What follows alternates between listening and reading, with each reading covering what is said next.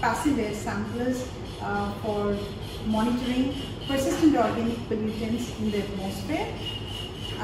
Now we will show you a quick demo on how to fix this passive air sampler and where to place the polyurethane foam plug. Mr. Sarat Chandra, who is dealing with active and passive air sampling campaign in my group, his PhD is on that topic, and so he will be explaining you or giving a quick demo how to fix the passive air sampler and how to use it on the site. So these are the components that are necessary for deploying a passive air sampler. We have two domes, the upper dome and the lower dome. The upper dome is bigger in size and the lower dome is smaller in size. And there are an assortment of fittings that will hold these domes along this central rod. So we have nuts to hold the domes in place, and then we have washers to prevent any water leakage in case of rain into the puff. This is how the entire sampler will look after it is assembled. You will have the puff disc in the middle, and you have the upper dome, and you have the lower dome and the central rod.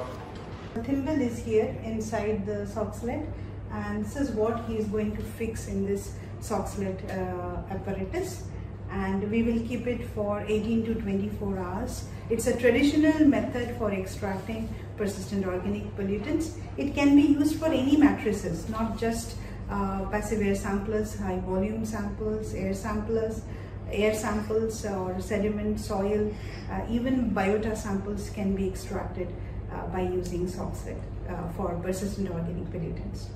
Well, after we have extracted the polyurethane foam plug using the sock slit apparatus, we usually use dichloromethane while extracting in sock slit, as I mentioned earlier. And now that 150 ml dichloromethane is reduced to 2 to 3 ml using Rotary Evaporator. We have this Rotary Evaporator. I'd like to show you. So the samples we received in the round bottom flask that is now subjected to reduction by using Rotary Evaporator, and it's a vacuum controlled process at a lower temperature. Just because we are targeting all semi-volatile organic compounds, we have to ensure that we don't use high temperature.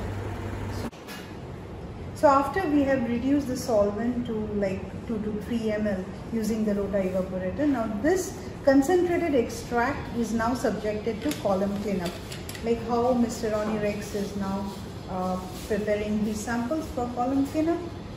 Now we have columns like this, if you see, and I would like Ronnie Rex to tell like what is the diameter of the column, what is the type of column, and what we are packing in the column. That he would explain. Yes, Ronnie, over to you. So we are using a standard glass column which is 15 centimeter in height and 2 mm in diameter. We are using alumina silica packing for our column cleanup, which will purify our samples before injection.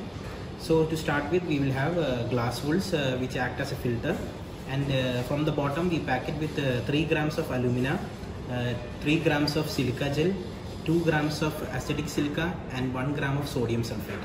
So the sodium sulfate comes on top, which actually removes the moisture or water content which is left in our samples during the time of extraction.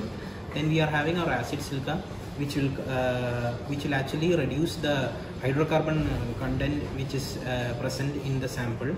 Yeah. And the acid silica will remove the polycyclic aromatic hydrocarbon. So here I would like to mention that, say for example, if you are doing chlorinated or brominated compounds, and even like the easiest way could be like you can just have a silica gel column and sodium sulfate to remove the moisture. If you want to do polycyclic aromatic hydrocarbons in the sample, in that case don't use the acid silica. And once you have completed polycyclic aromatic hydrocarbon analysis, then you are doing some other persistent organic pollutants. In that case, you can use the acid silica to remove those hydrocarbons so that there is less interference when we are using the instrumental analysis. Hi, Welcome to our Environmental Science and Technology Research Group's Instrumentation Lab. So this is our Instrumentation Lab where we are using GCMS, GCECD for analysis of persistent organic pollutants. Now the GC we are using, one is with the mass spectrometer detector, another is with an electron capture detector. And we use electron capture detector mostly for halogenated persistent organic pollutants. And the GCMS we are mostly using for different other organic molecules such as phthalic acid esters or polycyclic aromatic hydrocarbons. And sometimes, say for example for bisphenol A, we derivatize the sample and analyze in GCMS. So these are the major kind of organic contaminants we target in our group. I'll give you a brief demo of like how this machines actually functions and what are the basic segments of these machines which are important. And before I start all of this, we have to understand that what we are targeting, most of these persistent organic pollutants are in parts per billion levels. So it is such a low level that we see in different matrices. So it is very, very essential that the method that we develop should be important, and also the instruments that we use should be having high sensitivity. So let us take a short quick tour of the instruments that we have, and I will brief you just how these machines actually functions, what are the three important segments of each of this machine. The common part are the three important segments are the injector, the main part the oven, and then the detector. These three are most important part in any of this GC that you will be using for any other purpose as well. That's most important part is the gas, that is the carrier gas, that is the neutral gas. We are using helium for GCMS, we are using nitrogen for GCECD. The gas that is carrying like your analyte from the injector point up to the column. So that is also again very essential, and we have to use this kind of moisture trap to maintain the quality of the gas that is entering the machine. So now let me explain you. First let me show you the GCMS. If you look here, this is the injector part. If you see here, you can see the syringe here, which is the injector part, and here are three sets of trays in the auto sampler where samples are being kept, and each of these samples will get injected using this injector. So this is one segment, the injector. The main part is the column. The heart of the GC is the column. So if you see here, this is the column that we use. Columns are of again different types that can be very specific to different set of compounds we are using. Columns are meant to segregate the compounds and to analyze the correct set of target analytes. And now here, if you see that once the injection from here, it comes into the column, and after it has been segregated or separated in the column, then the analytes will be hitting the detector. In this case is the MSD, and this we will get in the form of signals. So once I close this, I'll show like so. You will get in the form of signals here, and this is in GCMS. If you see, like, you will have in the x-axis the retention time and the abundance in the y-axis, and the signals will come as individual peaks like this. And in GCMS, definitely if you click on the each of this signal, each of this peak, you get the mass fragments. So this is pretty much how a GCMS would work. I will little bit brief you about the instrument as well. Like, this is how you see the signals, but the interesting part is the software. Everything you can handle using the software. So let me get into the software part now. If you look into the software, what do we basically do? We do prepare a calibration curve of known concentrations, then we try to fit in our unknown concentration. That is basically what we are trying to do here. But now say for example this software, how it runs, it has 3 different segments: the sequence, the method and the instrument part. The sequence, you can see, very easy to understand. You see a pencil mark here. That means this is the place, if you click on the pencil, something to write. So this means you can write what are the sequence, where in those trays, where you are putting up those trays, where you are placing like the samples here, all the segments in those trays. And then what you see here, what you fill up is each of the rows and the columns. You can select where you are getting the method file from and which are the name of the place where you have placed your samples in each of this tray, so that you don't mess up like one sample with the other. So this is pretty much what you write. And then this is for you're running the sequence. This is the later part. When you run the method, it will come. So you can see an icon here, somebody running, which is pretty easy to understand. Okay, this is for run sequence. Now coming to the method part. Method part also you have you can edit the existing method. You can use the method that has already been used before. There are a lot of literature for that, and you can start doing things on your own as well. So if you click this method, all the method, instrument and all the details would be there, and accordingly you can also try to figure it out, like whether you want to change an existing method that is already there in the machine or not. Now coming to the instrument part, the main part, as I told, column is the heart of the instrument. So let's look at what are the instrument parameters that we should be having or using. So if you see here, there are different other icons, but important one is the oven. Because oven is important because here we have the column which will help in separation of each of the compound.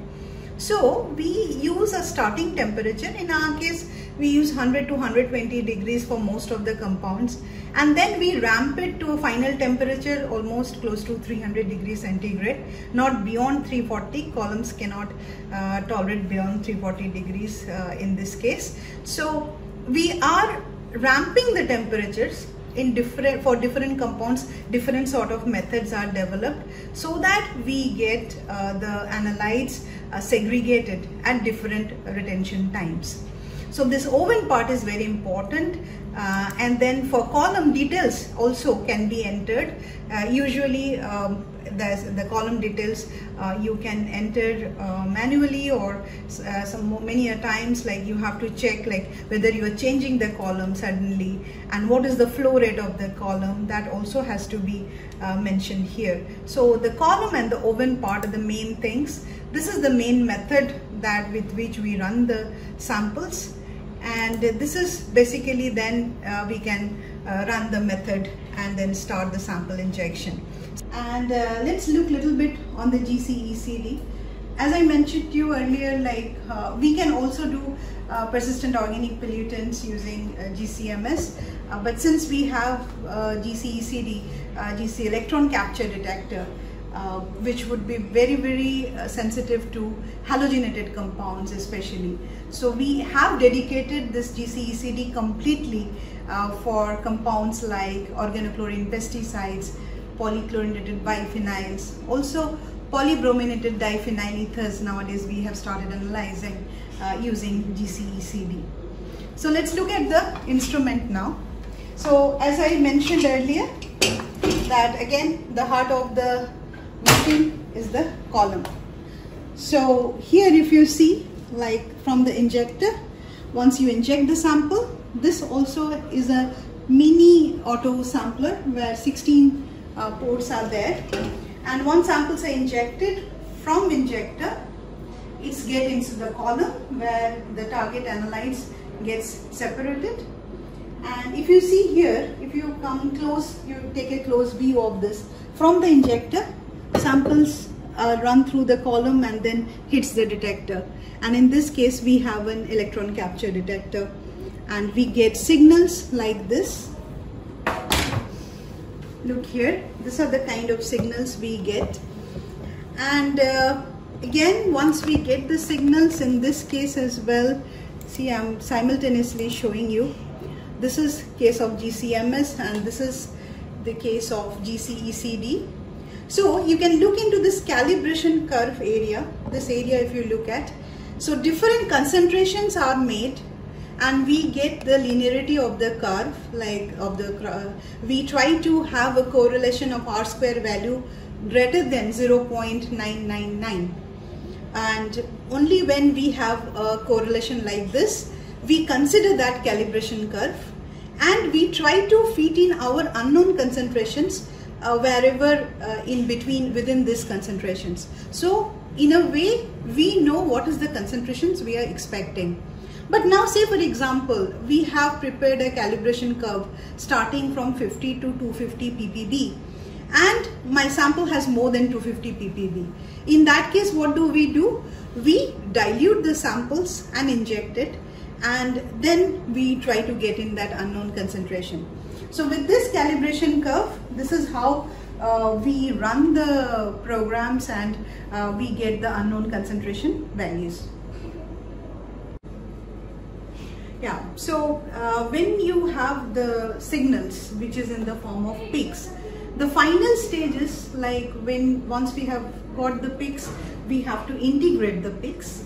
Machine can do it on its own, but it is advisable that we observe each and every peak, look into each and every signal.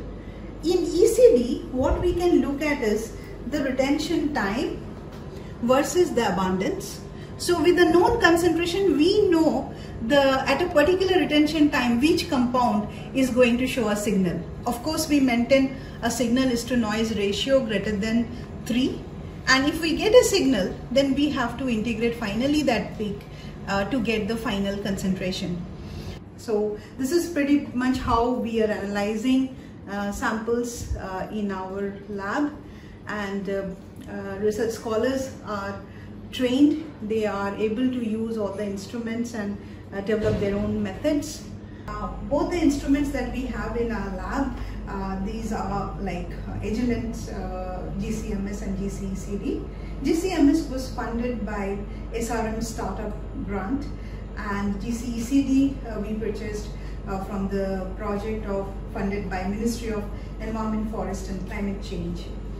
Both the instrument was purchased basically to analyze persistent organic pollutants, and then later a lot of other emerging organic contaminants are also being analyzed in GCMS.